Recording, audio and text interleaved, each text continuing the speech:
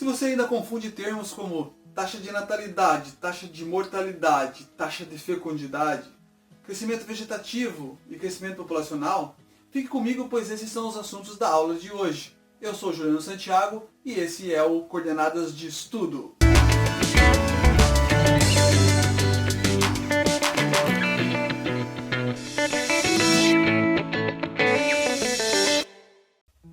Olá, tudo bem com vocês? Comigo está tudo ótimo. Vamos dar seguimento então a um assunto importante que é população.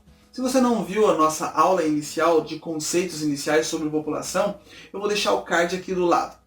Clica lá, entra, assiste essa aula, volta para cá porque esta aula que eu vou fazer agora é muito importante, ok? Se você já assistiu e se você vai assistir depois, então vamos para a aula de hoje.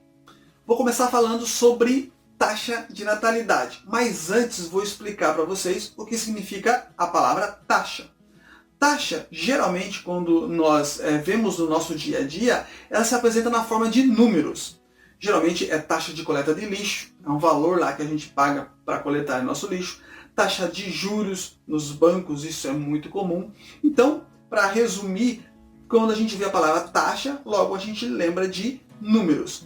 No caso aqui, também será um número, mas como é taxa de natalidade, e natalidade tem a ver com Natal, e tem a ver com o nascimento de Jesus, então natalidade tem a ver com nascimentos, nesse caso, nesse nosso exemplo, nessa nossa aula, a taxa de natalidade é um número de nascimentos que acontecem no período de um ano, em um lugar específico aí, num grupo de 1000 pessoas.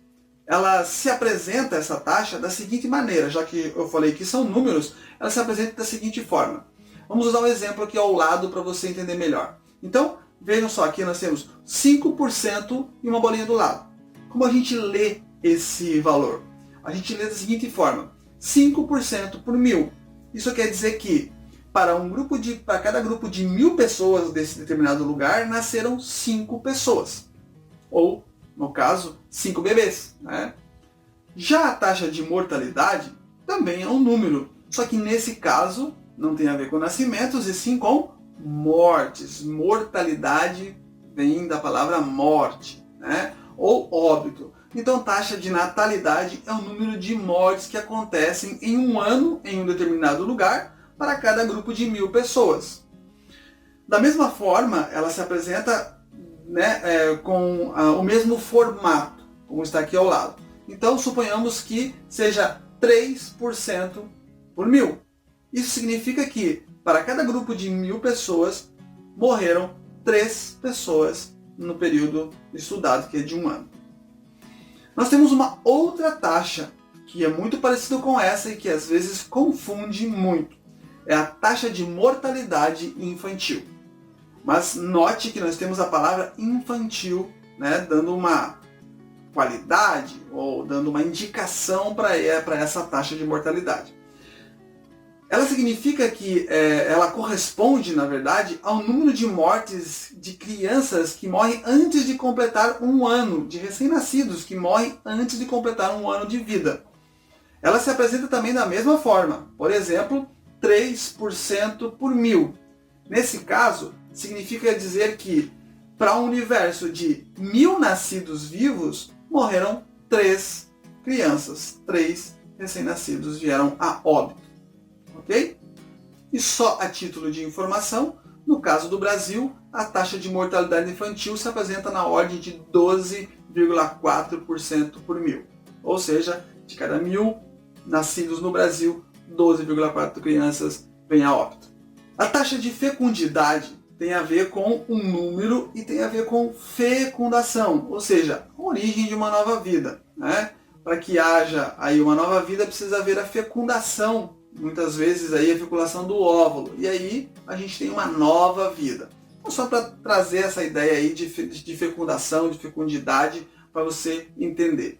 Então a taxa de fecundidade ela representa uma estimativa, uma estimativa do número de filhos por mulher. Ou seja, que uma mulher apresenta no seu período, na sua fase fértil, no seu período reprodutivo. Então, esse período reprodutivo no Brasil ele é determinado pelo IBGE, e o IBGE considera esse período entre a idade de 15 e 49 anos. Tá?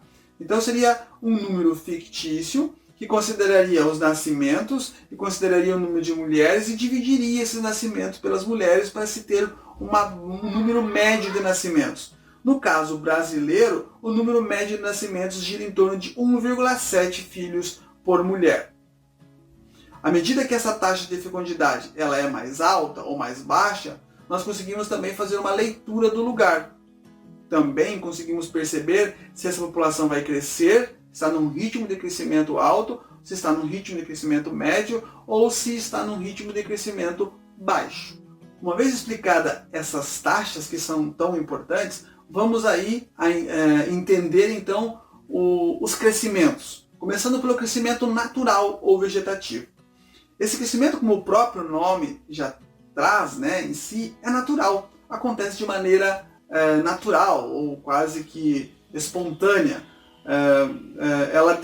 Esse crescimento deriva da diferença do número da taxa de natalidade com a taxa de mortalidade. Ou seja, numa população existe nascimentos e existe mortes. Quando o saldo é maior, quando nós temos um maior nascimento, maior número de nascidos, maior taxa de natalidade e uma menor taxa de mortalidade, nós teremos um saldo. Bem, então vamos usar o exemplo de uma cidade com 100 mil habitantes. Se nessa cidade, por exemplo, a taxa de natalidade foi na ordem de 5% por mil, nós vamos ter aí um saldo de pessoas na ordem de 500 pessoas a mais nessa população. E vamos usar o exemplo da taxa de mortalidade que nós usamos anteriormente, que foi da ordem de 3% por mil.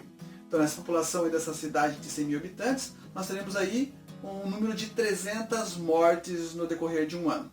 Bem, se compararmos aqui, se fizermos a diferença entre a taxa de natalidade e a taxa de mortalidade, nós vamos reparar que o saldo positivo foi na ordem de 2% por mil. Ou seja, para cada grupo de 1000 pessoas tiveram 2 pessoas a mais.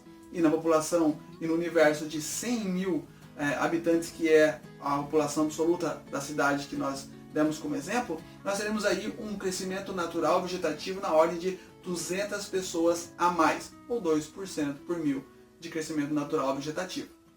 E para chegarmos ao outro crescimento, que é o crescimento demográfico e absoluto, nós precisamos primeiramente entender o saldo migratório. Por que temos que entender o saldo migratório? Porque além de nascer pessoas e morrer pessoas em um lugar, também chegam pessoas e saem pessoas desse lugar. O saldo migratório corresponde a esse resultado, esse saldo entre o número de pessoas que saem desse lugar e das pessoas que chegam para morar nesse lugar.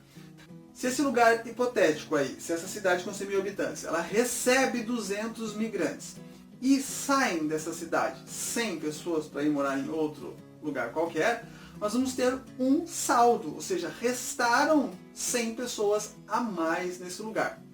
Esse saldo migratório vai ser importante para a gente chegar ao crescimento populacional, ou chamado crescimento absoluto de um lugar.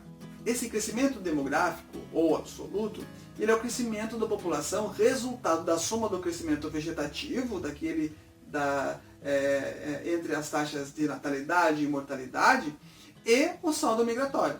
No caso dos exemplos que nós usamos, então nós tivemos lá na cidade um crescimento vegetativo de 200 pessoas e tivemos um saldo migratório de 100 pessoas. Qual foi o crescimento absoluto desse lugar? Realmente, quanto esse lugar cresceu? Cresceu 300 pessoas a mais durante esse período de um ano. Então, esses termos e essas ideias são importantíssimas, apesar de serem termos curtos, mas eles são importantes para o entendimento do assunto sobre população. Quando você estuda a população do teu município, do teu estado, do teu país, esses termos aparecerão constantemente e é importante saber diferenciá-los. Eu espero ter esclarecido a respeito desses termos que são muito importantes sobre o estudo da população. Caso vocês tiverem alguma dúvida, deixe nos comentários. Se você gostou do vídeo, deixe seu like. Se não é inscrito, se inscreve no canal para não perder os próximos vídeos. E compartilha aí, manda esse vídeo para outras pessoas que estão estudando sobre esse assunto também. Eu deixo aqui um forte abraço e até a próxima aula.